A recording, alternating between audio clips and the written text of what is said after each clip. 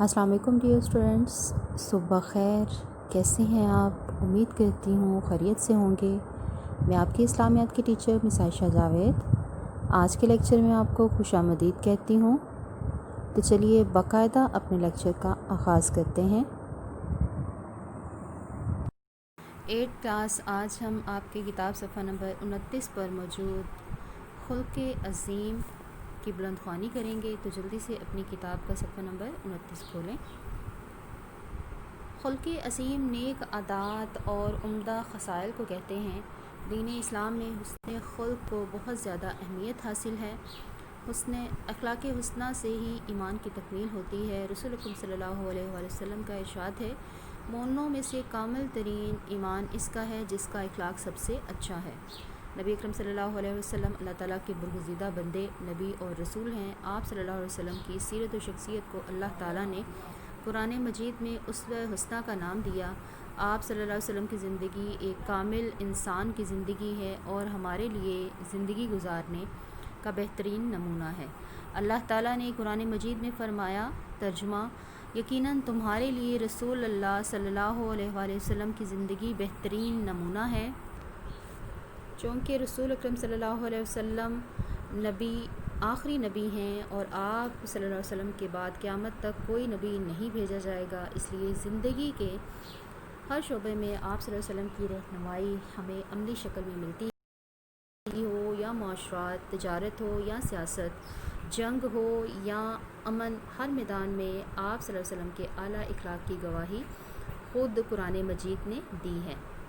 ترجمہ: اور بے شک آپ خلق عظیم پر ہیں۔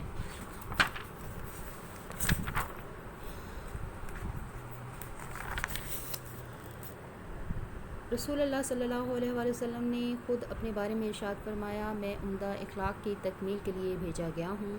اللہ تعالیٰ نے نبی اکرم صلی اللہ علیہ وآلہ وسلم کو سب سے زیادہ مہربان اور شفیق بنایا، اس لیے کہ دعوت دینے والے کے لیے ضروری ہے کہ وہ نرم گفتار، رحم دل اور خوش خلق ہو۔ آپ صلی اللہ علیہ وسلم کو اللہ تعالیٰ نے تمام جہانوں کے لیے رحمت بنا کر بھیجا۔ اللہ تعالیٰ کا ارشاد ہے، ترجمہ: اور اے محمد صلی اللہ علیہ وآلہ وسلم، ہم نے آپ کو تمام جہانوں کے لیے رحمت بنا کر بھیجا ہے۔ جب ہم آپ کے اخلاق کی وسعت کو دیکھتے ہیں تو آپ صلی اللہ علیہ وسلم کا اخلاق زندگی کے تمام شعبوں کو اپنے اندر سمیٹے ہوئے نظر آتا ہے۔ یہی وجہ ہے کہ آپ صلی اللہ علیہ وآلہ وسلم نے فرمایا، نیکی حسن خلق ہے، یعنی زندگی سے تعلق رکھنے والا ہر نیک عمل حسن خلق ہے۔ نبی اکرم صلی اللہ علیہ وسلم کی ذات ہمیں زندگی کے ہر شعبے میں ایک معلم، ناصح اور رہنما کی صورت میں نظر آتی ہے۔ زندگی کا کوئی گوشہ ایسا نہیں جس کے بارے میں آپ صلی اللہ علیہ وسلم کی تعلیمات موجود نہ ہوں۔ اپنی امت پر احسان عظیم: آپ صلی اللہ علیہ وآلہ وسلم کو اللہ تعالیٰ نے تمام مخلوق کے لیے رحمت بنا کر بھیجا۔ انسانیت پر آپ صلی اللہ علیہ وسلم کا اس سے بڑھ کر احسان کیا ہوگا کہ جب بیٹیوں کو زندہ درگور کر دیا جاتا تھا اور چوری، ڈاکہ زنی، جرم خوری اور بدکاری اور شراب نوشی عام تھی، توحید کا نام و نشان نہ تھا، ہر طرف شرک اور بت پرستی کا راج تھا، مظلوم ظالم کے ظلم سے پس رہا تھا، ایسے حالات میں نبی اکرم صلی اللہ علیہ وآلہ وسلم نے امن و سلامتی کے پیغمبر بن کر ظہور پذیر ہوئے۔ آپ صلی اللہ علیہ وسلم نے نوع انسانی کو جہالت کی تاریکیوں سے نکالنے کی کوشش کی۔ آپ صلی اللہ علیہ وآلہ وسلم نے اللہ تعالیٰ کے وجود کا ادراک دیا، بھٹکے ہوئوں کی صحیح منزل کی طرف رہنمائی کی اور شرک جیسے گناہ سے لوگوں کو بچایا۔ آپ صلی اللہ علیہ وسلم کا اپنی امت اور پوری انسانیت پر احسان عظیم ہے۔ راتوں کو اٹھ کر اپنی امت کی بخشش کی دعائیں کرنا اور حالت سجدہ میں اپنی امت کے لیے آنسو بہانا ایک ایسے تعلق اور محبت کا اظہار ہے کہ جس کے ساتھ امت مسلمہ کی عظمتیں جڑی ہوئی ہیں۔ اگر یہ جڑیں مضبوط نہ ہوتی تو دیگر اقوام کی طرح پر بھی عذاب نازل ہوتے اور اللہ تعالیٰ کی معرفت سے بے بہرہ ہو کر شرک اور بت پرستی کے دلدل میں پھنسے ہوتے۔ حضور اکرم صلی اللہ علیہ وسلم کا عفو درگزر: اخلاق حسنہ میں عفو درگزر کو بہت بڑی اہمیت حاصل ہے۔ انسان کے اخلاقی مرتبوں میں سے سب سے بلند مرتبہ افو درگزر کا ہے۔ کسی بھی انسان کی عظمت کا اندازہ کرنے کے لیے افو درگزر بہترین پیمانہ ہے۔ کسی انسان کی غلطی معاف کرنا انسان کی اخلاقی بلندی کی روشن دلیل ہے۔ نبی اکرم صلی اللہ علیہ وسلم کا ارشاد ہے، اے عقبہ، کیا میں تجھے بہترین اخلاق سے آگاہ نہ کروں؟ پھر خود ہی جواباً ارشاد فرمایا، بہترین اخلاق یہ ہے کہ جو شخص تجھ سے تعلق ختم کرے تو اس سے تعلق قائم کر، اور جو تجھے محروم رکھے اسے عطا کر، اور جو تجھ سے زیادتی کرے اسے معاف کر دیا کر۔ نبی اکرم صلی اللہ علیہ وسلم کی حیات طیبہ عفو درگزر کی مثالوں سے بھری پڑی ہے۔ آپ صلی اللہ علیہ وسلم کے عفو درگزر کی چند مثالیں درج ذیل ہیں۔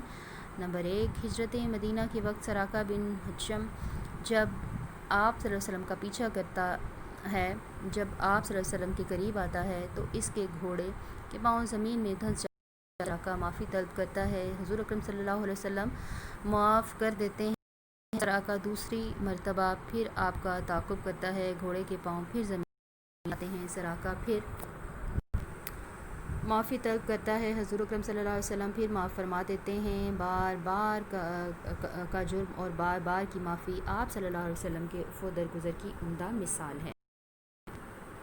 پھر آپ صلی اللہ علیہ وسلم نے اسے معاف کرنے کے ساتھ بشارت سے بھی سرفراز کرتے ہوئے فرمایا، اے سراقہ، ایک وقت آئے گا تجھ کو شاہ ایران کے سونے کے کنگن پہنائے جائیں گے۔ فتح مکہ کے موقع پر 70 افراد آپ صلی اللہ علیہ وسلم کو شہید کرنے کے جرم میں گرفتار ہوئے، لیکن آپ صلی اللہ علیہ وسلم نے ان کو معاف کر دیا۔ فتح مکہ کے موقع پر اہل مکہ سہمے ہوئے تھے، آپ صلی اللہ علیہ وسلم نے نہ صرف ان سب کو معاف کر دیا بلکہ اپنے جانی دشمن ابو سفیان کے گھر کو جائے امن قرار دیا۔ آپ صلی اللہ علیہ وسلم آرام فرما رہے تھے اور آپ صلی اللہ علیہ وسلم کی تلوار درخت سے لٹک رہی تھی۔ ایک کافر نے موقع پا کر آپ صلی اللہ علیہ وسلم کی تلوار اتار کر آپ کو شہید کرنا چاہا لیکن گرفتار ہو گیا۔ ایسے دشمن جاں کو بھی آپ صلی اللہ علیہ وسلم نے معاف فرما دیا۔ رسول اکرم صلی اللہ علیہ وسلم کی محبت انسانوں تک محدود نہیں بلکہ آپ صلی اللہ علیہ وسلم جانوروں کے ساتھ بھی رحمت و شفقت سے پیش آتے۔ ایک مرتبہ ایک صحابی نے چڑیا کے بچے اٹھا لیے۔ آپ صلی اللہ علیہ وسلم نے فرمایا، کس نے اس کے بچوں کی وجہ سے تکلیف دی ہے، اسے اس کے بچے واپس لوٹا دو۔ ایک دفعہ ایک اونٹ والے کو اس کے اونٹ کے بارے میں نرمی کرنے، کافی خوراک دینے اور طاقت کے مطابق وزن لادنے کا حکم دیا۔ آپ صلی اللہ علیہ وسلم بچوں سے بہت زیادہ پیار کرتے اور شفقت فرماتے تھے۔ آپ صلی اللہ علیہ وسلم نے ارشاد فرمایا، جو بزرگوں کی عزت نہیں کرتا اور چھوٹوں پر شفقت نہیں کرتا وہ ہم میں سے نہیں۔ اسوہ رسول صلی اللہ علیہ وآلہ وسلم اور خدمت خلق، اللہ تعالیٰ کی رضا کے لیے اس مخلوق کی خدمت کرنا خدمت خلق کہلاتا ہے۔ خدمت خلق دراصل احسار کی ایک شکل ہے اور یہ مومن کی صفت ہے کہ وہ اپنی ضرورت کو پس پشت ڈال کر دوسروں کو اپنے اوپر ترجیح دیتا ہے۔ اللہ تعالیٰ قرآن مجید میں ارشاد فرماتا ہے، ترجمہ، اور وہ انہیں ترجیح دیتے ہیں اپنی جانوں پر، خواہ خود انہیں تنگی یعنی ضرورت ہو۔ نبی اکرم صلی اللہ علیہ وسلم خدمت خلق کو اپنی زندگی کا مقصد سمجھتے تھے۔ درج ذیل واقعات سے حیات نبی صلی اللہ علیہ وآلہ وسلم میں خدمت خلق کی اہمیت کا اندازہ ہوتا ہے۔ حضرت خباب بن الارت رضی اللہ تعالیٰ عنہ ایک جنگ میں شہید ہو چکے تھے اور ان کے گھر میں کوئی دودھ دھونے والا نہیں تھا۔ آپ صلی اللہ علیہ وسلم ان کے گھر تشریف لے جاتے اور ان کی بکریوں کا دودھ دھوتے۔ ایک دفعہ ایک مہمان آپ صلی اللہ علیہ وسلم کے پاس آیا، رات کو گھر میں صرف بکری کا دودھ تھا۔ آپ صلی اللہ علیہ وسلم نے وہ دودھ مہمان کو دے دیا اور خود اہل خانہ کے ساتھ رات پاکی میں گزاری۔ ایک دفعہ شاہ حبشہ نجاشی کے مہمان مدینہ منورہ آئے تو آپ صلی اللہ علیہ وسلم نے خود ان کی خدمت کی اور فرمایا، ان لوگوں نے میرے دوستوں کی خدمت کی تھی اس لیے میں خود ان کی خدمت کروں گا۔ اسٹوڈنٹس، آپ نے صفحہ نمبر 34 پر موجود یہ خالی جگہ اپنی کتاب پر پر کرنی ہے، ٹھیک ہے؟ اس کو اپنی کتاب پر ہی ایز اے ہوم ورک کریں گے۔ آپ یہاں پر باقاعدہ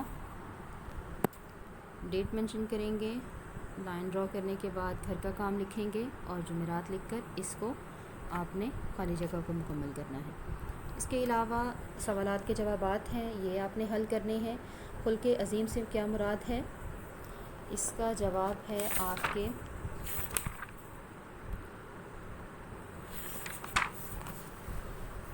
کتاب صفحہ نمبر 29، یہاں سے لے کے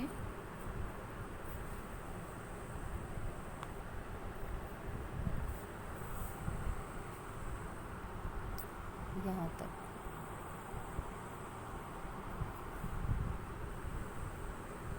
خلق عظیم نیک عادات اور عمدہ خصال کو کہتے ہیں۔ دین اسلام میں حسن خلق کو بہت زیادہ اہمیت حاصل ہے، ٹھیک ہے۔ پھر اس کے بعد ہے قرآن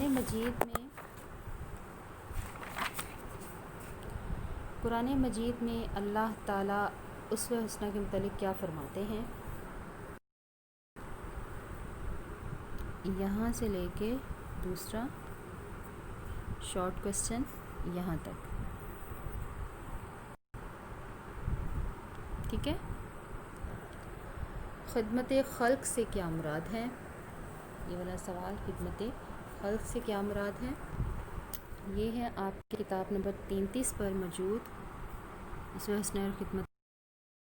تیسرا شارٹ کوسچن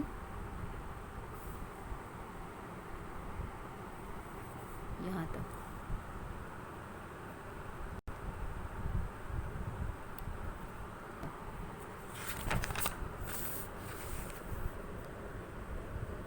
آگے لانگ کوسچنس ہیں۔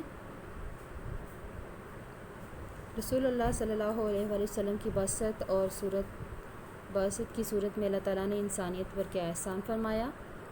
یہ ہے کتاب نمبر 30 پر اپنی امت پر احسان عظیم، پہلا لانگ کوسچن یہاں سے لے کے یہاں تک، ٹھیک ہے۔ اس کے بعد ہے حضور اکرم صلی اللہ علیہ وسلم نے عفو درگزر پر روشنی ڈالیں، صفحہ نمبر 31۔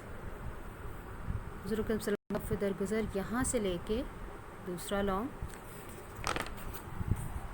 یہاں تک، عمدہ مثال۔ کون سی اخلاقی اقدار اسوہ رسول صلی اللہ علیہ وسلم کا حصہ تھی؟ چند ایک تحریر کریں۔